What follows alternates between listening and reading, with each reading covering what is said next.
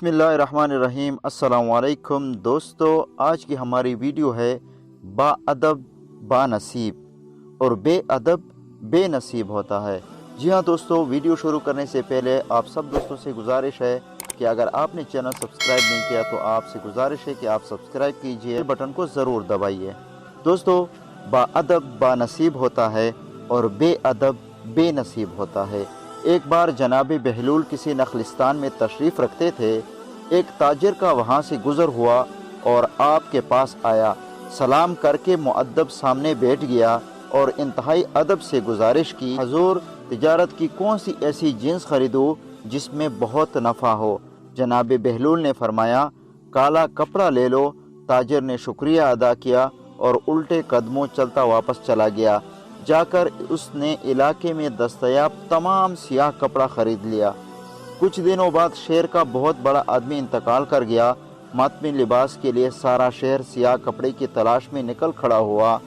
اب کپڑا سارا اس تاجر کے پاس ذخیرہ تھا، تو اب اس نے منہ مانگے داموں فروخت کیا اور اتنا نفع کمایا جتنا ساری زندگی نہ کمایا تھا، اور بہت ہی امیر کبیر ہو گیا۔ کچھ عرصے بعد وہ گھوڑے پر سوار کہیں سے گزرا۔ جناب بہلول وہاں تشریف رکھتے تھے۔ وہ وہیں گھوڑے پر بیٹھے بولا، اوے دیوانے! کیا کہا اس نے؟ اوے دیوانے، اب کی بار کیا لوں؟ بہلول نے فرمایا، تربوز لے لو۔ وہ بھاگا گیا اور ساری دولت سے پورے ملک سے تربوز خرید لیے۔ ایک ہی ہفتے میں سب خراب ہو گئے اور وہ کوڑی کو محتاج ہو گیا۔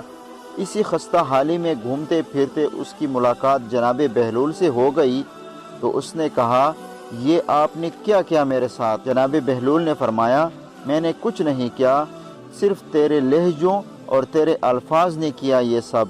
جب تو نے ادب سے پوچھا تو مالا مال ہو گیا، اور جب گستاخی کی تو کنگال ہو گیا۔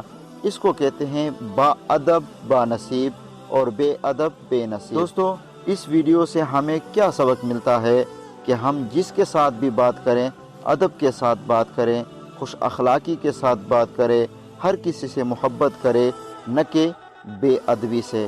دوستو، ویڈیو پسند آنے کی صورت میں لائک اور شیئر ضرور کیجیے۔ شکریہ، والسلام۔